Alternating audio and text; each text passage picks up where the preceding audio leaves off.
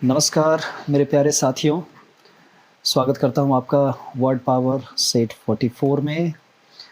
Video को like और channel को सब्सक्राइब ज़रूर करें अगर आपको मेरी वीडियो से कुछ भी फ़ायदा हो रहा हो तो।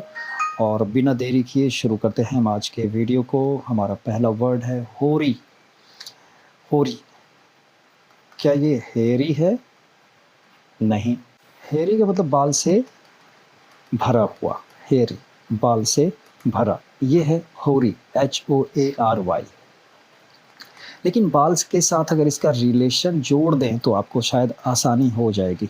अगर हम कहें ग्रेइश वाइट, कोई अगर हेयर का कलर किसी के ना ग्रेइश वाइट है, भूरापन है और सफ़ेद सा है, जैसे बुज़ुर्गों का हो जाता है, तो कैसे हेयर है? होरी हेयर है, ग्रेइश वाइट कलर के हैं। दूसरा मीनिंग इसका लेंगे, पहला तो ये हो गया हेयर का कलर, और दूसरा आप ऐसे समझें, हम अगर किसी चीज़ को कहते हैं ट्राइट है यानी बैनल हो गई है। बैनल बैनल का मतलब कि बहुत ज़्यादा ना थ्रेडबेयर हो गई है। चलिए, थ्रेडबेयर इतनी यूज हो गई है कि अब ये पुरानी सी लगती है, बिल्कुल इंटरेस्ट ख़त्म सा हो गया है। इसको हम कहते हैं ट्राइट। हैकनीड भी उसको कहते हैं, हैकनोइड। कोई स्टेटमेंट है इतनी बार रिपीट हुआ कि ओवर रिपीटेशन के कारण वो बिल्कुल भी इंटरेस्ट से हट चुकी है, हम उसको भी कहते हैं होरी। होरी, तो एक तो ग्रेश वाइट कलर का और दूसरा ट्राइट, कोई रिमार्क होता है, कोई बात होती है, उसको भी कहते हैं। चलिए अब इसके मीनिंग को और एग्जाम्पल को लेते हैं। इसमें एक मैंने इमेज भी रखा हुआ है, ये आपको मदद करेगा ही करेगा। चलिए, ग्रेइश वाइट कलर का बाल, तो ये इसका जो फर है वो ग्रेइश वाइट कलर का है, हम इसको कहेंगे होरी। और दूसरा, ओवर यूज्ड, इतना इस्तेमाल हुआ कि अनओरिजिनल हो गया, अब ओरिजिनलिटी उसमें नहीं रही, इसीलिए उसको हम ट्राइट कह सकते हैं। एग्जाम्पल लेंगे, होरी कॉब वेब्स। अब जो मकड़ी का जाला है वो होरी, कलर उसका वाइट सा होता है ना, सिल्क जैसा, तो वही है WHI, वाइट जैसा जो है कॉब वेब, उसको भी हम होरी कह सकते हैं। दूसरा एग्जाम्पल है, the hoary old adage often used by Fleet Street editors. ये जो फ्लीट स्ट्रीट के एडिटर हैं अक्सर कैसा वो एडेज यूज करते हैं? एडेज का मतलब हो गया कहावत।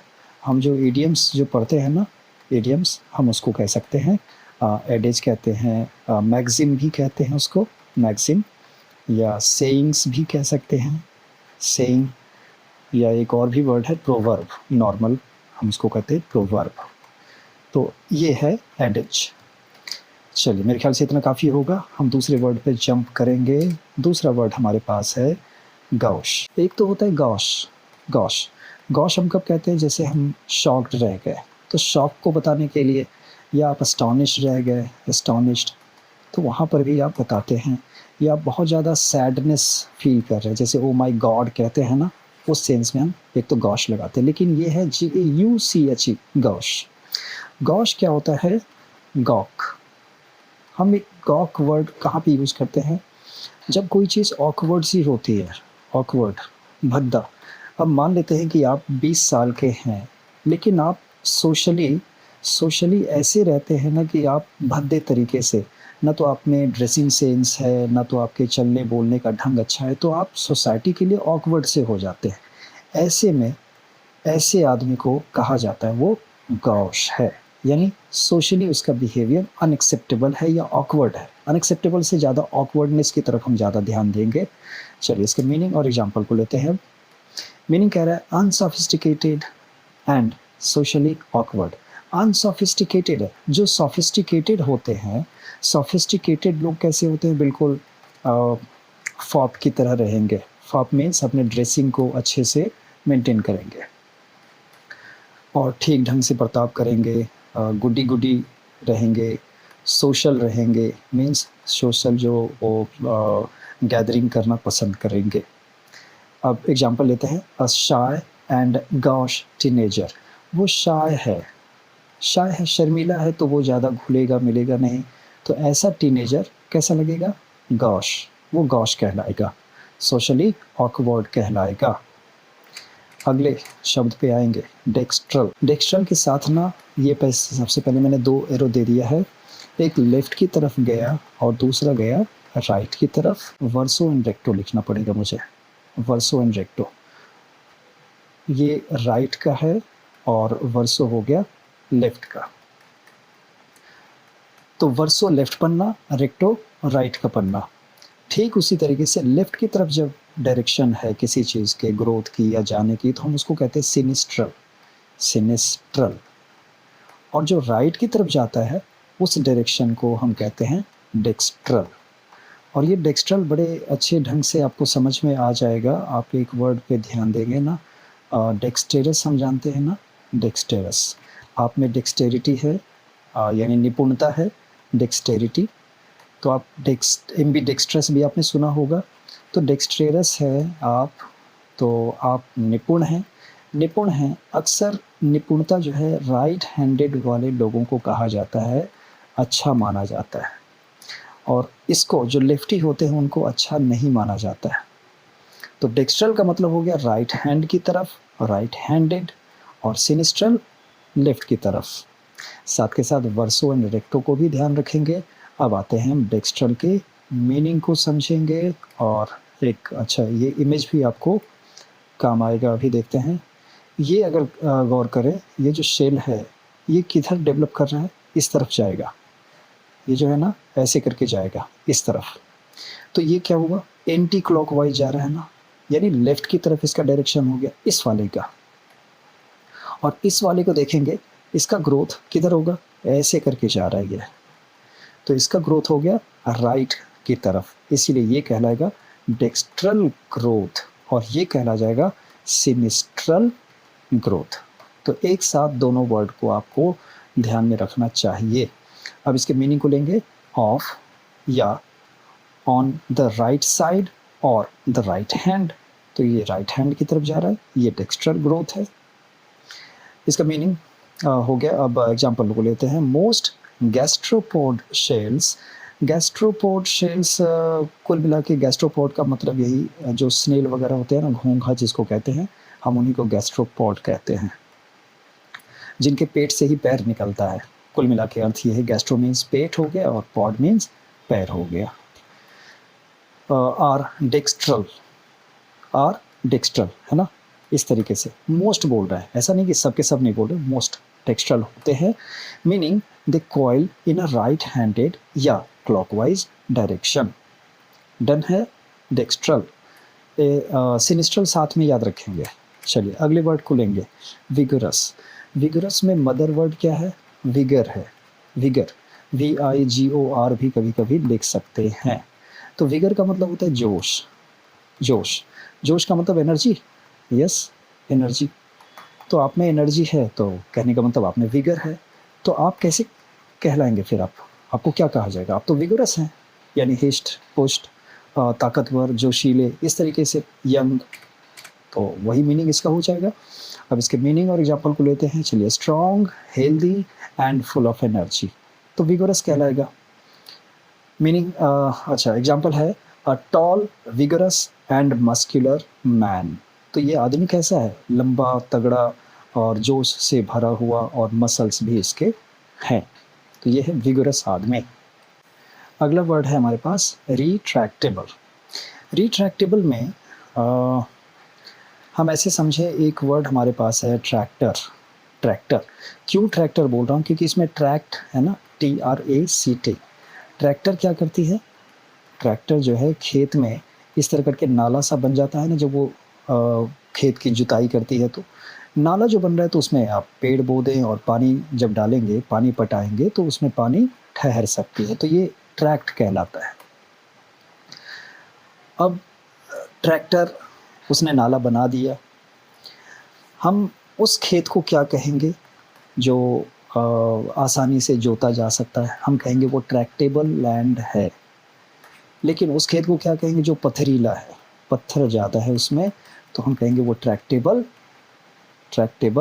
नहीं है, यानी नॉन ट्रैक्टेबल हो गया, वो खेत जोता जाने लायक नहीं है।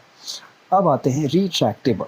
रिट्रैक्टेबल में क्या करेंगे कि आपने कोई बात कही और उस बात को आपने वापस ले लिया, यानी आपने कोई, मान लेते हैं कि आपने कोई अग्रीमेंट सा किया, अग्रीमेंट से आप वापस आना चाहते हैं, उस एग्रीमेंट को रद्द करना चाहते हैं, कैंसिल करना चाह रहे हैं, नल एंड वॉइड, तो उस सेंस में हम कहेंगे ये रिट्रैक्टेबल एग्रीमेंट था। लेकिन अब मान लेते हैं कि ये जो बो एंड एरो है आपके पास, तीर तीर आपने छोड़ दिया, तो ये वापस नहीं आ सकता, तो ये नॉन रिट्रैक्टेबल हो जाएगा। हम इसको जो है कहेंगे कि ये वापस नहीं लौटाया जा सकता। तो ये है रिट्रैक्टेबल और नॉन रिट्रैक्टेबल। चलिए इसके मीनिंग को और एग्जांपल को लेंगे। मीनिंग कहता है able to be drawn back और बैक इन, जिस चीज़ को आप वापस ले सकते हैं, विथड्रॉ कर सकते हैं ना, विथड्रॉ, विथड्रॉ का मतलब ये होता है वापस खींचना, वापस लेना। दूसरा ऑफ अ स्टेटमेंट और एक्यूजेशन, ये आरोप है, तो आरोप को आप वापस ले सकते हैं, तो रिट्रैक्टेबल कहलाएगा। एबल टू बी विथड्रॉन, जिस आरोप को वापस लिया जा सकता है, हम उस आरोप को कहेंगे या स्टेटमेंट को कहेंगे रिट्रैक्टेबल था। एग्जाम्पल लेंगे, stadium with a retractable roof. Retractable roof के लिए मैंने ये इमेज दिया हुआ है, आप इस इमेज को देख लें। ये देखिए इसके छत को, ये छत यहाँ से यहाँ तक आ सकती है ना पूरा, लेकिन ये क्या है, स्लाइड होकर के पीछे की तरफ, अंदर की तरफ जा रही, तो खुल रही है ना, हम इसी को बोलेंगे ये वापस लेने लायक छत है, इसको वापस खींचा भी जा सकता है। ये है रिट्रैक्टेबल रूफ। दूसरा, the agreement was not retractable, agreement कैसा था, वापस लेने लायक नहीं था। Once you said yes, once you agreed with the proposal, it is all, ये पूरा हो गया, अब इसको वापस आप नहीं ले सकते। चलिए अगला वर्ड है लस्टी। लस्टी लस्ट से बनेगा ना, लस्ट का मतलब हम कहेंगे कामना, कामना या उसको आप क्या कहें, चाहत कहेंगे आप उसको, किसी चीज़ की बहुत ज़्यादा लस्ट हो रही है, इच्छा कहेंगे आप उसको, तो ये है लस्ट, इसी से बन जाएगा लस्टी। और इसमें लालच, यस ये वर्ड छूट रहा था, लालच, बहुत ज़्यादा किसी चीज़ को पाने की आप में इच्छा है तो आप में लस्ट है, कामुकता इसी से रिलेटेड है। तो लस्टी का मतलब ये लालची हो सकता है, कामुक होगा, चाहत करने वाला, इच्छा करने वाला, यही होगा लस्टी। और इसमें जो है सेक्सुअल डिज़ायर शामिल है ना, सेक्सुअल डिज़ायर शामिल होगा। तो ऐसे आदमी को हम कभी कभी ना लेचरस या लाइसेंसस भी कहते थे, ये वर्ड आपने सुना होगा। चलिए अब इसके मीनिंग को और एग्जाम्पल को देखेंगे। मीनिंग कह रहा है हेल्दी है, स्ट्रॉन्ग है, तो वो लस्टी होगा ही होगा। जो हेल्दी एंड स्ट्रॉन्ग होगा वो सेक्सुअल डिज़ायर करता है या चीज़ों की चाहत करता है, क्योंकि वो उसको भोग सकने की स्थिति में है, हेल्दी है, स्ट्रॉन्ग है। और दूसरा फुल ऑफ विगर, जोश से भरा हुआ है, तो वो एंजॉय करना चाहेगा। तो एंजॉय करने के लिए उसको सेंसुअल प्लेजर तो चाहिए ना, तो वो सेंसुअल प्लेजर की तरफ वो जरूर जाएगा, तो वो लस्टी अपने आप बन जाता है। एग्जाम्पल लेंगे, the other farmsteads had lusty young sons to work the land. ये मैंने जो लिया है ना सेंटेंस, सिर्फ इसी वजह से लिया है कि आपको फार्म स्टीड बता दूं एक बार। फार्म स्टीड फार्म का ही बड़ा रूप है, फार्म स्टीड। फार्म एक बड़ा सा फार्म होता है जहाँ पे कुछ जानवर पाले जा रहे हैं, आपको ये पता है। और फार्म स्टीड का मतलब क्या होता है कि ये फार्म का पूरा एरिया, यहाँ से ये सारा का सारा खेत उसी का है, ये फार्म ही है। लेकिन फार्म स्टीड में स्पेशली क्या है कि फार्म स्टीड, फार्म में जितने भी इक्विपमेंट्स लगे हुए हैं, ये बिल्डिंग है, ये बिल्डिंग है, ये बिल्डिंग है, ये सारी बिल्डिंग्स को मिला के प्लस फार्म, तब हम बोलते हैं इसको फार्म स्टीड। डन।